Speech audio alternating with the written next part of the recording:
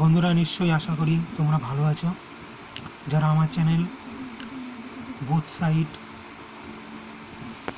Placement follow করছো তাদের জন্য নেক্সট ভিডিওটা আমি নিয়ে এসেছি। প্রথমে যে খবরটা এখানে উল্লেখ করা হচ্ছে সেটা হচ্ছে কর্মক্ষেত্রে বর্ডার সিকিউরিটি দিবসে 1526-এর একটা রিক্রুটমেন্টের খবর। অনেকগুলো পোস্ট আছে, মূলত assistant sub inspector, head constable, warrant officer এবং হাবিলদার। এটা ডিটেলসটা এরা দেখিয়েছে, শো করেছে, সেটা দেখে বুঝে শুনে তোমরা অ্যাপ্লাই করতে পারো। নেক্সট যেটা খবর হিসাবে হেডলাইন করা হয়েছে, পাওয়ার গ্রিডে 433 জন ট্রেনি ইঞ্জিনিয়ার। গেট 2024 পরীক্ষায় যারা পাস করে থাকবে তারাই শুধুমাত্র এখানে অ্যাপ্লিকেবল।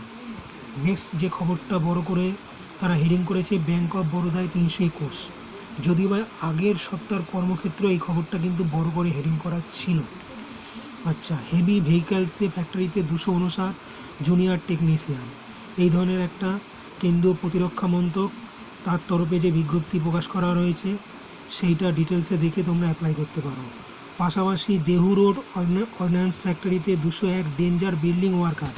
এই ধরনের একটা বিজ্ঞাপনও কিন্তু পাশাপাশি বড় করে তারা হেডিং করেছে।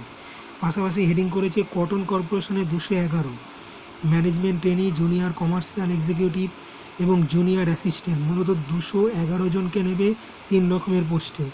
পশ্চিমবঙ্গ পরীক্ষা কেন্দ্র আছে, ডিটেলসটা সেই বুঝে তোমরা অ্যাপ্লাই করবে। ভান্ডারা অর্ডিন্যান্স ফ্যাক্টরিতে 158 বিল্ডিং ওয়ার্কার। ঠিক আছে, পাশাপাশি আর একটা খবরকে এখানে বড় হেডিং করা হয়েছে, উপকূলরক্ষী বাহিনীতে 128 জন নেওয়ার খবর। মূলত এগুলোই এ সপ্তাহের কর্মক্ষেত্রের বড় খবর হিসাবে প্রকাশিত হয়েছে। তোমরা আমার চ্যানেলটা লাইক করো, শেয়ার করো, কমেন্ট করো এবং সাবস্ক্রাইব করো। ধন্যবাদ।